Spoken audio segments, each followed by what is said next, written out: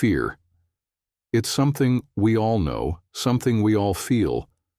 It creeps in when the lights go out, when we stand at the edge of something unknown, when we hear a sound in the middle of the night and our heart starts to race before we even have time to think. It doesn't matter who you are, where you come from, or how rational you consider yourself to be. Fear is built into you. It's a part of your biology, a mechanism that has kept humans alive for thousands of years. Imagine walking through a dense forest, the kind where every shadow stretches just a little too far, where the silence is almost too perfect. A branch snaps somewhere behind you. Your body reacts before your brain does. Your muscles tighten, your breathing slows, your senses sharpen. You're not just hearing the sound anymore, you're feeling it. Your brain has already decided that something might be watching, something might be hunting. And the strangest part? You don't even have to see anything for this reaction to take place. Your body is preparing for danger that might not even exist. This is the science of fear. Fear is ancient. It's older than language, older than civilization, older than the ability to reason. Long before humans built cities and invented tools, they were prey.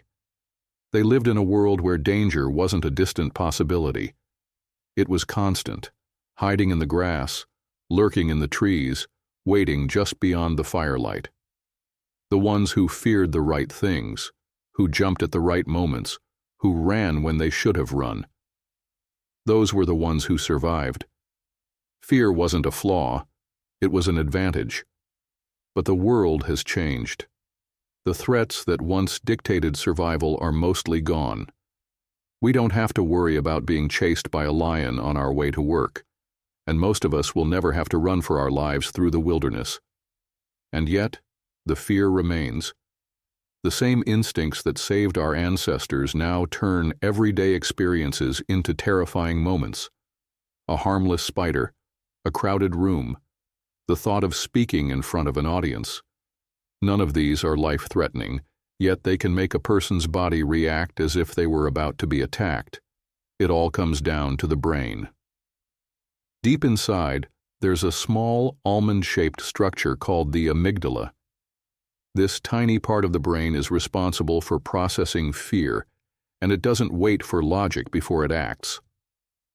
The moment a threat is detected, real or imagined, it takes control, flooding the body with adrenaline, triggering a response designed for survival.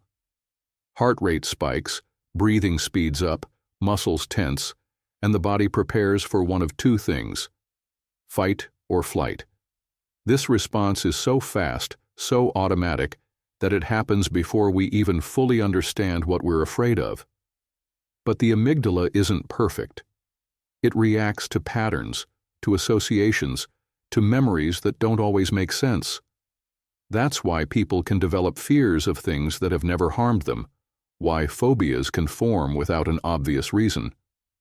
A child might see their parent panic at the sight of a snake, and without ever having been bitten, without ever experiencing danger firsthand, they absorb that fear as their own. The brain makes connections where none should exist, linking unrelated experiences to threats that aren't real. And then there's the fear that doesn't come from experience at all, but from something deeper, something inherited. Some fears are universal. Almost everyone feels a little uneasy in the dark. Almost everyone has an instinctual fear of falling from a great height. These fears don't have to be taught because they've been passed down through generations, imprinted into human nature like a survival code. They exist because for most of human history the dark was dangerous. Heights were dangerous. The ones who feared them, who stayed cautious, who avoided unnecessary risks, those were the ones who lived long enough to pass on their genes. But fear isn't always rational, and it isn't always useful. It can grow beyond its purpose, taking hold of a person's life in ways that go far beyond survival. A fear of public speaking, for example, doesn't come from an actual threat. It comes from the fear of judgment, of failure, of embarrassment. The body reacts the same way it would to a physical danger, but instead of running or fighting, the person is left frozen, trapped in their own panic. Phobias take this even further. They aren't just strong fears, they're overwhelming, uncontrollable, and sometimes completely irrational. A person with a phobia of flying isn't just nervous about turbulence. They might feel absolute terror at the mere thought of stepping onto a plane. Someone with claustrophobia isn't just uncomfortable in tight spaces. They might feel as if they're suffocating even when there's plenty of air around them. To the outside world, these fears might seem exaggerated, but to the person experiencing them, they are as real as any threat could be. Understanding fear is the first step to controlling it. Fear itself isn't the enemy. It's the way the mind interprets it that makes the difference. Some people learn to face their fears, to expose themselves to the things that terrify them until their brains learn that the threat isn't real. Others seek help through therapy, rewiring their thought patterns to break free from fear's grip. But no matter how fear manifests, no matter how much it may seem like an obstacle, one thing remains true. It is a part of being human. It has shaped history, driven evolution, and influenced every decision made since the beginning of time. And while it may not always be pleasant, it serves a purpose. Because without fear, there is no courage. Without fear, there is no need to push forward, to grow, to prove to ourselves that we can overcome. And perhaps that's the greatest irony of all, that in the end, fear isn't something to run from. It's something to understand, to master, to use. Because the only thing stronger than fear is the decision to face it. Fear is not just an emotion, it's a force that shapes lives, alters choices, and even defines who people become. It lurks in the back of the mind, always ready to rise at the slightest hint of danger, real or imagined. But what happens when fear begins to take control, not just in moments of crisis, but in everyday life? A man wakes up in the middle of the night, heart pounding, breath short, a feeling of impending doom washing over him like a wave. There's no sound, no threat, no logical reason for this terror, but his body doesn't care. His hands shake, his chest tightens, and for a moment it feels like he might not survive. Panic attacks like these are nothing new to him. They come without warning, triggered by thoughts he can't control. This is the dark side of fear, the part that doesn't just protect but imprisons. Anxiety, phobias, post-traumatic stress disorder. These are fear's most relentless forms, where the brain no longer needs a real threat to sound the alarm. Instead, it creates its own. In some cases, fear is useful. It helps people avoid danger, heightens awareness in situations where they need to be careful. But when fear becomes constant, when it turns into a shadow that never leaves, it stops being protective and starts being destructive. A woman avoids driving, not because she's bad at it, but because the thought of being behind the wheel fills her with dread. A student skips class, not because they don't care about learning, but because speaking in front of a room full of people makes their hands shake and their vision blur. A man turns down his dream job because the idea of moving to a new city, of facing the unknown, is more terrifying than the idea of staying stuck in place forever. Fear can be paralyzing. It convinces the mind that the worst-case scenario isn't just a possibility, it's inevitable. And the brain, designed to prioritize survival, listens. It doesn't distinguish between a real threat and an imagined one.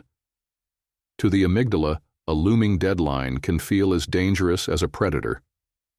A social situation can trigger the same reaction as an approaching storm. This is why phobias, anxiety disorders, and panic attacks are so difficult to control. They don't operate on logic. You can't simply tell yourself that flying is safe, that spiders are harmless, that crowds won't hurt you, and expect the fear to disappear. It doesn't work that way. The brain must be retrained, rewired, convinced over time that what it fears is not truly a threat. Exposure therapy is one of the most effective methods for doing this. The idea is simple. Face the fear gradually, in controlled doses, until the brain stops reacting so intensely. A person with a fear of heights might start by standing on a small step stool, then progress to a balcony, then a rooftop, until their body no longer sees height as an immediate danger. Someone with claustrophobia might spend increasing amounts of time in small spaces, retraining their mind to understand that they are not trapped, that there is no real danger. It sounds simple. It isn't. The first steps are the hardest. The body resists, the fear flares up, and everything inside screams to escape. But those who push through, who take even the smallest steps forward, begin to notice something. The fear starts to lose its power. It doesn't vanish overnight. It doesn't disappear entirely. But it weakens bit by bit. And for some, therapy alone is not enough. The soldier who has seen combat, who has heard the sound of gunfire and felt the weight of death around him, doesn't just fear battle, he carries it with him. Long after the war is over, the mind remains on high alert. A loud noise, a sudden movement, a certain smell can pull him back into the past in an instant. PTSD is more than just remembering trauma, it's reliving it over and over without control. For people suffering from trauma-related fear, treatment requires more than just exposure. It requires a rewiring of the brain, a way to separate past danger from present reality. Techniques like eye movement desensitization and reprocessing, EMDR, help the mind reprocess traumatic memories so they lose their emotional charge. Meditation, grounding exercises, and even medication can help reset the body's overactive fear response. But no matter the method, the battle against fear is never won in a single moment. It is fought in small victories, every time someone steps onto an airplane despite their phobia, every time someone with social anxiety speaks up in a meeting, every time a person with PTSD finds a way to stay present instead of being pulled into the past. Yet, despite everything, fear is not always the enemy. A firefighter standing in front of a burning building feels fear, but he goes in anyway. A surgeon preparing for a life-or-death procedure feels fear, but she steadies her hands and continues. A pilot navigating through turbulence feels fear, but he trusts his training, keeps his focus, and lands the plane safely. Fear, when controlled, sharpens instincts. It keeps people from taking reckless risks, reminds them to be cautious, keeps them alert in moments that matter. It is not about eliminating fear completely. It is about knowing when to listen to it and when to push through it. But what happens when fear wins? A young man watches as opportunity after opportunity passes him by, not because he isn't capable, but because he is afraid of failure. He tells himself he will take the risk next time, but next time never comes. His world shrinks, not because it has to, but because he lets it. This is how fear steals lives, not in a dramatic moment of crisis, but in quiet moments of hesitation. In the opportunities not taken, the words not spoken, the dreams abandoned before they even begin. Yet the truth is, fear does not have to be the final word. It is not a wall, it is a threshold. And beyond it, for those willing to push through, is something greater. Fear is a strange thing. It has the power to stop people in their tracks, to dictate their choices, to change the course of their lives without them even realizing it. It whispers doubts, paints worst-case scenarios, convinces the mind that stepping outside of its comfort zone is dangerous. And the worst part? Most of the time, fear is completely unnecessary. A man sits at his desk, staring at a job application he's been meaning to submit for weeks. He's qualified. He has the skills. But fear tells him that rejection is inevitable, that he isn't good enough, that if he tries, he will fail. So he closes his laptop and tells himself that now isn't the right time. Another opportunity lost. A woman wants to ask someone out, but fear reminds her of every past rejection, every time she felt embarrassed, every moment she convinced herself she wasn't wanted. So she stays quiet. She watches from a distance, and she lets the possibility slip away. A musician writes song after song but never releases them. A writer fills notebooks with stories no one will ever read. An artist paints and then hides their work in a closet.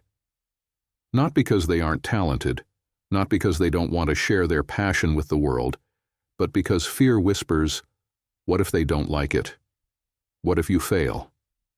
Fear is an expert at creating imaginary walls, barriers that don't actually exist, but feel just as real as any physical obstacle. It convinces people to stay where they are, to avoid risks, to settle for comfort instead of reaching for something greater. But comfort is a trap. Because the truth is, avoiding fear doesn't make it go away. It only gives it more power. Every time a person chooses not to act because of fear, they reinforce the belief that fear was right. And the more they listen to it, the stronger it becomes.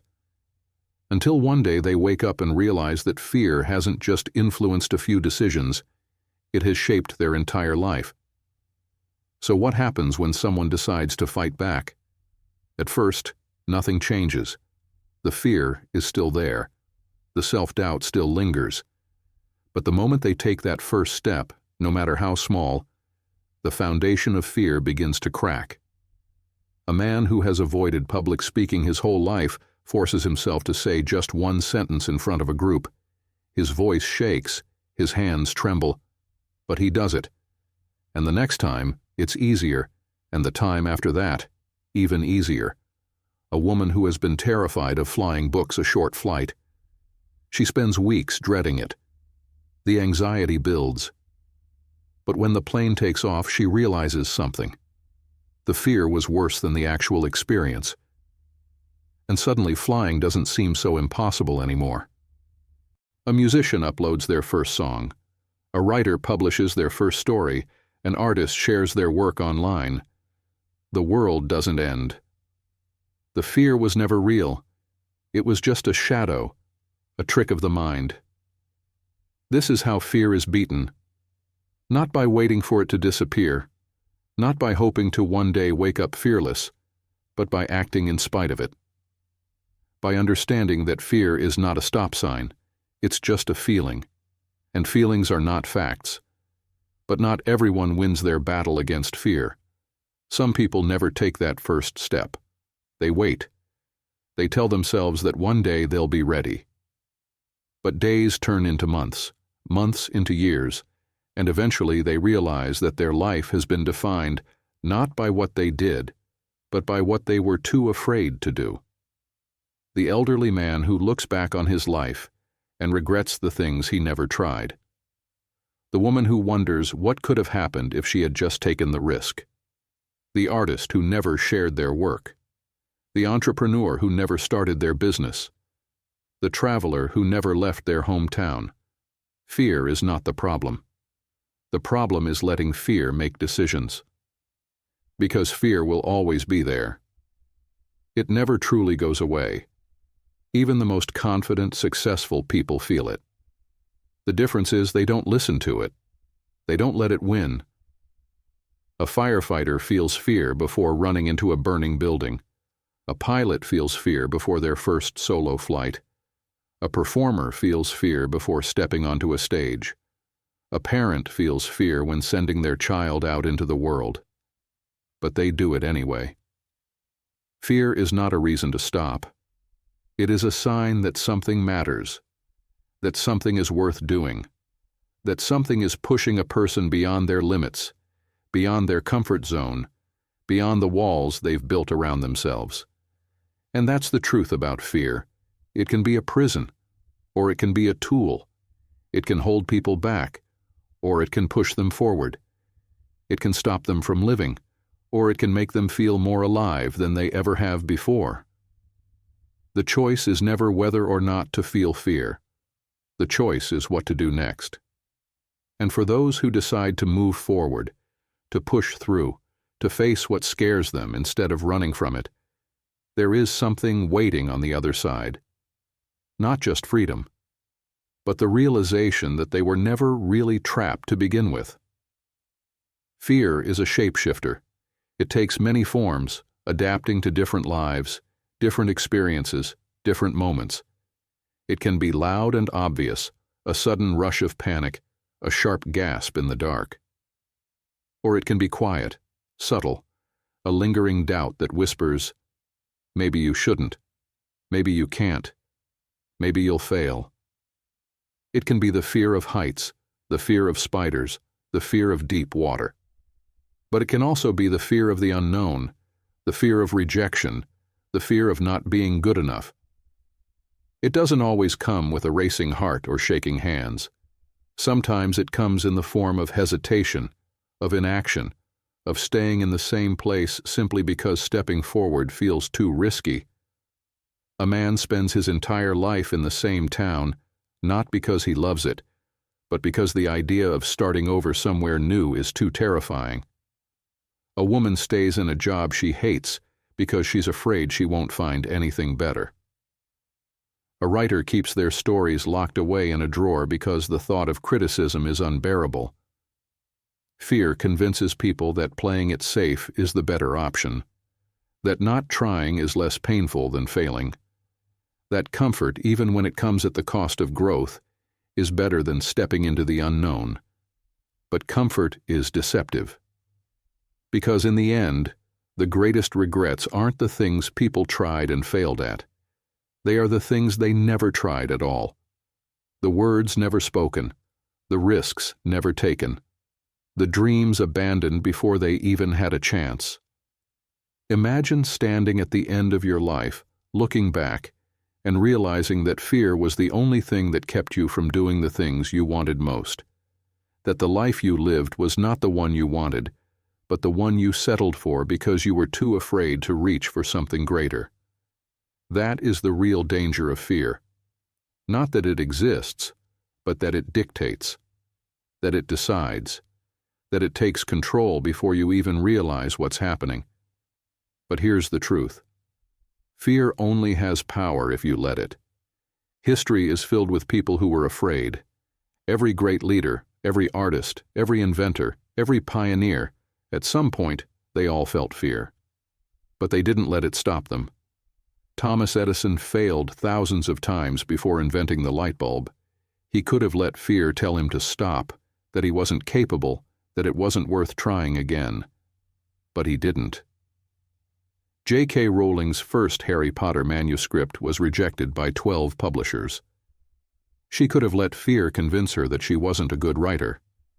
But she didn't. Michael Jordan was cut from his high school basketball team. He could have let fear tell him he wasn't good enough. But he didn't. These people weren't fearless. They were just unwilling to let fear win. And that is the difference. The people who succeed, the people who grow, the people who look back on their lives without regret, they are not the ones who never felt fear. They are the ones who refuse to be ruled by it. So how do you break free from fear? You take the first step. It doesn't have to be a big step. It doesn't have to be perfect. It just has to be something. A person afraid of public speaking doesn't have to give a speech in front of 1,000 people tomorrow. But they can speak up in a small meeting. A person afraid of flying doesn't have to board a plane today. But they can visit an airport, sit in a parked plane, remind their brain that the fear is not reality. And each step, no matter how small, is proof that fear is not in control. Because the secret is this: the more you face fear, the weaker it becomes. The first time is the hardest. The second time is a little easier. The third time, you wonder why you were ever so afraid in the first place. Fear loses power the moment you challenge it. It is not a wall. It is not an unbreakable force. It is a shadow, a trick of the mind, an illusion that disappears the moment you walk through it. And beyond it? everything you've ever wanted. Because courage is not about being fearless. It is about being afraid and moving forward anyway. It is about knowing that your heart will race, your hands will shake, your mind will scream at you to stop, and doing it anyway. That is how fear is defeated. Not in a single moment, not in a dramatic act of bravery, but in every small decision to push forward. So the question is not whether you will feel fear. You will. You always will. The question is, what will you do next? Will you let fear decide? Or will you decide for yourself?